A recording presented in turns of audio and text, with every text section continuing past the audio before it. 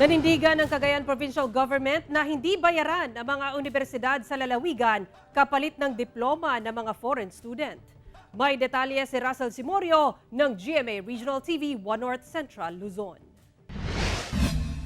Kasunod ng isyong pagtaas ng bilang ng mga Chinese students sa lalawigan ng Cagayan, umugong din ang isyong may mga foreign student na nagbabayad ng hanggang 2 milyong piso kapalit ng diploma. Sa inilabas sa statement ni Governor Manuel Mamba, sinabing hindi patas o walang basihan ng aligasyong diploma mill ang mga universidad sa Cagayan.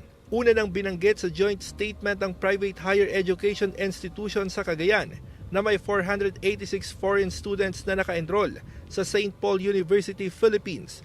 Kabilang dito ang mga Chinese, Indonesians, Japanese, Vietnamese at American student na nag-aaral ng iba't ibang kurso gaya ng nursing, civil engineering at graduate school. Tinawag ding unfair ng Committee on Education ng Sangguniang Panlalawigan ang aligasyong may bentahan ng diploma sa mga universidad.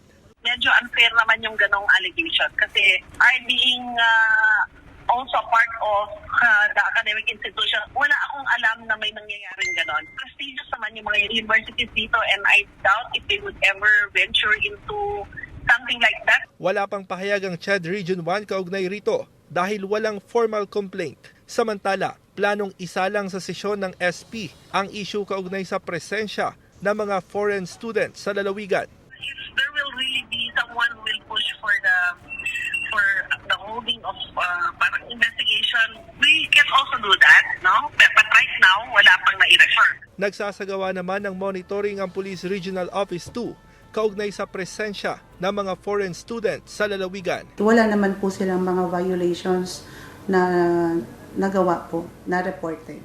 Mula sa GMA Regional TV 1 North Central Luzon, Russell Simorio nagbabalita para sa GMA Integrated News.